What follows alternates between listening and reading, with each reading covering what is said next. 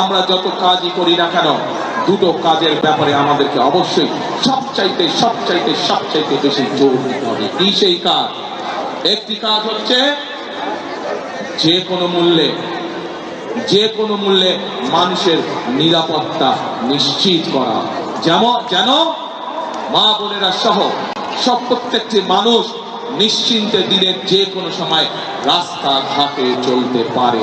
একটি মানুষ নিরাপদে রাস্তাঘাটে চলবে, একটি মানুষ নিরাপদে তার ব্যবসা বাণিজ্য করবে, চাকরি বাকরি করবে। সেজন্য বিএনপির সবচাইতে অন্যতম প্রায়োরিটি হচ্ছে যে কোনো মূল্যে ঢাকা শহর সহ সমগ্র বাংলাদেশের আইন শৃঙ্খলার পরিস্থিতি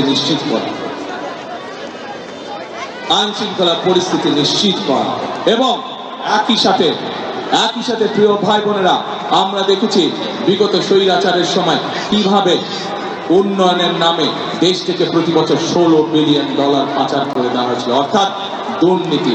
আমরা যত পরিকল্পনায় গ্রহণ করি না কেন, যদি আমরা দুর্নীতির লাগাম টেনে ধরতে না পারি, তাহলে জনগণের ভাগ্য পরিবর্তন করে অত্যন্ত দুরূহ ব্যাপার হয়ে যাবে। সেজন্য আমরা সিদ্ধান্ত করেছি যে কোনো মূল্যে আমাদের যত পরিকল্পনা আমরা বলছি সেগুলোকে বাস্তবায়নের জন্য, সেগুলোর সুফল যাতে জনগণের ঘরে পৌঁছতে পারে, তার জন্য আমরা দুর্নীতি এবং আইন শৃঙ্খলা রক্ষা যে কোনো মূল্যে জনগণের জন্য, এই দেশের জন্য আমরা নিশ্চিত করব।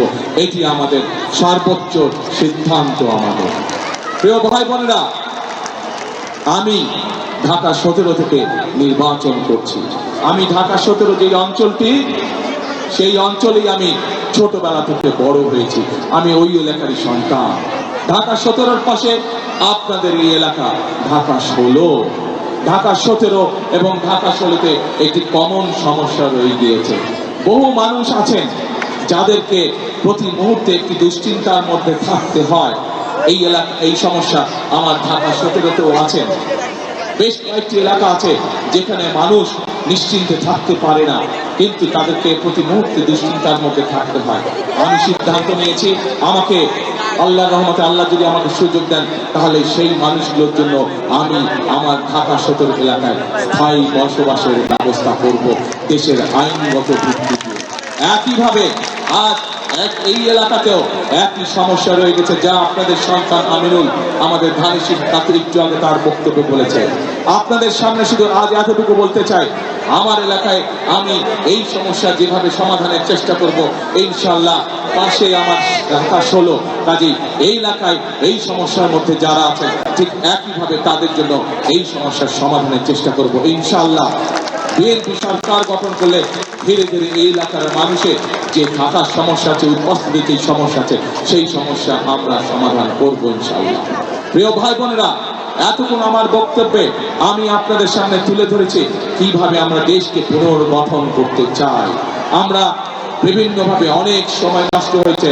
স্বৈরাচার আমাদের দেশকে বহু বছর পিছিয়ে দিয়ে গেছে। পৃথিবীর বহু দেশ আমাদের থেকে অনেক এগিয়ে চলে গিয়েছে। এখন প্রিয় ভাই বোনেরা, আমাদের সামনে যে কোনো মূল্যে আমাদেরকে পরিশ্রম করতে হবে, যে কোনো মূল্যে আমাদেরকে আমাদের দেশকে গড়ে তুলতে হবে। কারণ আপনারা, আমরা সকলে, এই দেশই হচ্ছে আমাদের প্রথম, এই দেশই হচ্ছে আমাদের শেষ ঠিকানা। আপনাদের সকলের পরিষ্কার মনে আছে, দেশনেত্রী বেগম খালেদা জিয়াকে বিভিন্ন রকম প্রস্তাব দেওয়া হয়েছিল যে উনি যাতে বিদেশে চলে যান, কিন্তু দেশনেত্রী খালেদা জিয়া জেল জুলুম স্বীকার করে মৃত্যু অবধারিত জেনেও উনি এই দেশের মানুষকে, অর্থাৎ আপনাদেরকে ফেলে উনি যাননি। জীবনের শেষ দিন পর্যন্ত উনি আপনাদের সাথে ছিলেন।